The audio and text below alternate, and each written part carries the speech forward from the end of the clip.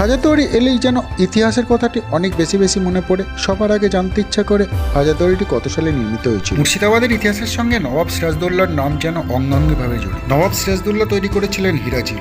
সেখানে বসত হাজার দরবারি, 1000 জন বিভিন্ন ধরনের উচ্চপদস্থ রাজকর্মচারীর সহযোগিতায় তখন বসত প্রত্যেক দিন একটি করে দরবার, এবং সেই দরবারের নাম ছিল হাজার দরবারি। নবাব সিরাজদৌল্লার মৃত্যুর কিছুদিনের মধ্যেই সেই সাদের হাজার দরবারি চলে গেছে গঙ্গার অতল গহ্বরে। নবাব সিরাজদৌল্লার ছিল হাজার দরবারি, আর এখন রয়েছে হাজার দুয়ারি। মুর্শিদাবাদের বিভিন্ন জায়গা ঘুরে এখন আমরা চলে এসেছি হাজারদুয়ারি দোরগোড়ায়। মেন গেট দিয়ে ঢোকার পরে বাঁ দিকেই রয়েছে টিকিট কাউন্টার। এখানে বারকোডের সাহায্যেও আপনি টিকিট কেটে নিতে পারবেন। এরপর টিকিট কাউন্টার থেকে টিকিট সংগ্রহ করে অথবা বারকোডের সাহায্যে এভাবে টিকিট কেটে আপনি এগিয়ে চলে যাবেন হাজারদুয়ারির দিকে। বর্তমানে হাজারদুয়ারির প্রবেশ মূল্য জন প্রতি মাত্র 25 টাকা। একটা গুরুত্বপূর্ণ তথ্য বলে রাখি, স্বাধীনতা দিবসের সময় এক সপ্তাহ কিন্তু হাজারদুয়ারির জন্য কোনো টিকিট লাগে না, এবং আমরা এখন এসেছি স্বাধীনতা দিবসের ঠিক আগের মুহূর্তে। এজন্য কিন্তু আমাদেরকে হাজারদুয়ারি দেখার জন্য কোনো টিকিট কাটতে হলো না। ওটা কি রে, সুন্দর টিঙ্গুলি সব লাগানো হয়েছে এবং বিভিন্ন রকম কালার দিয়ে এই মনোরম উপলক্ষে লাইটগুলি কিন্তু খুব সুন্দর লাগবে। এখানে দেখা যাচ্ছে লাইটগুলি লাগিয়েছে, স্বাধীনতা দিবস উপলক্ষে এই লাইটগুলি লাগানো হয়েছে এবং খুব সুন্দর দেখাবে। এবং আমরা এখানে মেন গেটের নিচে দিয়ে প্রবেশ করব। আজকে টিকিট লাগছে না, এবং এখানে আমরা টিকিট কাউন্টারে কিছু চেকিং করার পরে আমরা ভেতরের দিকে ঢুকে যাব হাজারদুয়ারির মেন গেটের দিকে। হাজারদুয়ারির উচ্চতা 80 ফুট, দৈর্ঘ্য 424 ফুট এবং প্রস্থ 200 ফুট। টোটাল 41 একর জায়গা নিয়ে সুন্দর সুন্দর বাগান এবং মাঠ পরিবেশিত এই বিল্ডিংটি অবস্থিত হয়েছিল সেই সময় 1829 সালে।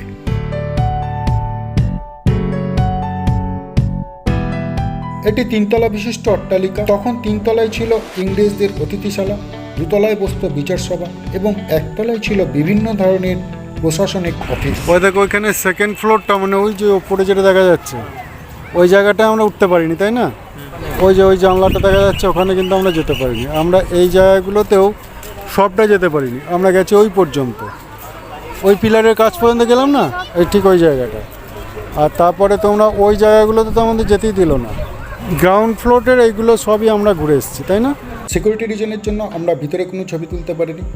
এখানে গ্রাউন্ড ফ্লোরে আপনারা দেখতে পারবেন বিভিন্ন ধরনের অস্ত্রাগার। মীর মদনের কামান এখানে রয়েছে, নবাব আলীবর্দী খাঁর ব্যবহৃত তরোয়ালও আপনি এখানে দেখতে পারবেন। এছাড়া রয়েছে মীর কাসিমের ছোড়া, মোহাম্মদ বেগ যে ছোড়ার সাহায্যে নবাব সিরাজদৌল্লাকে হত্যা করেছিল সেই কলঙ্কিত ছোড়াও এখানে আপনি দেখতে পাবেন। এরপর 2 তলায় রয়েছে বিভিন্ন ধরনের পালকি, হাতির দাঁতের তৈরি পালকি এখানে দেখতে পারবেন। তখনকার দিনের কিছু দুষ্প্রাপ্য পাখির মমি এখানে করা রয়েছে এবং সেগুলিকে সুন্দরভাবে সাজানো রয়েছে 2 তলার উপরের বিভিন্ন গ্যালারিতে।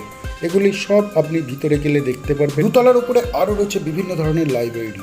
এখানে রয়েছে হারুন আল রশিদের হস্তলিখিত কোরআন, আবুল ফজলের আইনি আকবরীর পাণ্ডুলিপিও আপনি 2 তলার গ্যালারিতে গেলে পেয়ে যাবেন। হাজারদুয়ারি নাম হলেও বিল্ডিংটিতে রয়েছে 900টি আসল দরজা এবং 100টি নকল দরজা। ভিতরে ঢুকে বোঝার উপায় নেই কোনটি আসল আর কোনটি নকল দরজা।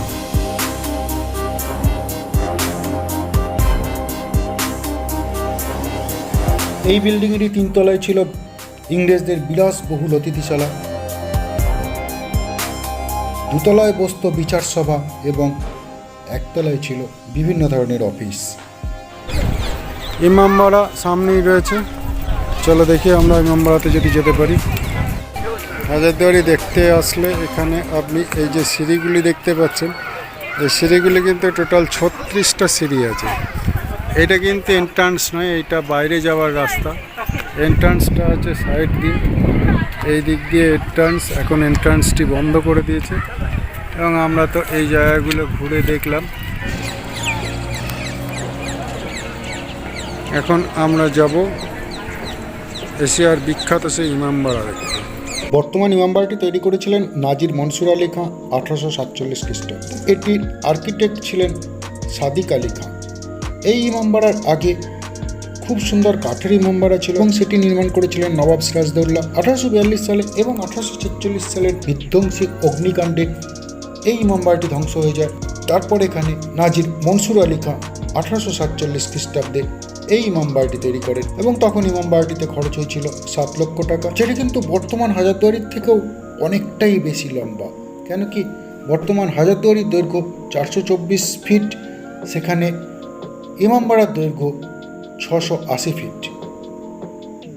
এখন আমরা দাঁড়িয়ে আছি ঐতিহাসিক সেই কামানটির সামনে, যার নাম বাচ্চবল্লিত। এই কামানটিকে গঙ্গা থেকে কুড়িয়ে আনা হয়েছিল এবং এখানে এটিকে একবারই দাগা হয়েছিল এবং এটি দাগতে 1800 বারুদের প্রয়োজন হয়েছিল। কথিত আছে এই কামানটি দাগার সময় প্রচণ্ড জোর শব্দ হয়েছিল এবং সেই শব্দের জন্য প্রচুর গর্ভবতী মহিলা গর্ভপাত ঘটে গিয়েছিল এবং সেই জন্যই এই কামানটির নাম দেওয়া হয়েছিল বাচ্চবল্লিত। মনে করা হয় কামানটি সম্রাট শাহজাহানের আমলের কামান। এই সময় থেকে 200 বছর আগে এই কামানটি তৈরি করেছিলেন বাংলাদেশের কর্মকার জনার্দন। বাংলার নবাব হুমায়ুন জাহ এই কামানটিকে নদীগর্ভ থেকে তুলে এনে এখানে প্রতিস্থাপিত করেন। বাচ্চবালি তোপের পিছনেই রয়েছে মদিরা, নবাব সিরাজদৌল্লার নির্মিত একমাত্র স্মৃতি, স্থাপত্য শিল্পের একমাত্র নিদর্শন। সিরাজের মাতা ছিলেন আমিনা বেগম, পিতা জৈনুদ্দিন আহমেদ এবং দাদু ছিলেন নবাব আলীবর্দী খান। সিরাজের মাতা আমিনা বেগম প্রতিজ্ঞা করেছিলেন সিরাজ এই বাংলার মসনদে বসলে এখানে ও মদিনা তৈরি করবে এবং সেই অনুযায়ী আলীবর্দী খান মদিনা থেকে নিয়ে এসেছিলেন, কারবালা থেকে নিয়ে এসেছিলেন পবিত্র মাটি। সেই মাটির উপরেই মুর্শিদাবাদে তৈরি হয়েছিল এই পবিত্র মদিনা এবং এই মদিনাতে নামাজ পড়ে তখনকার গরিব মুসলিমরা হজ যাত্রার পুণ্য অর্জন করতেন।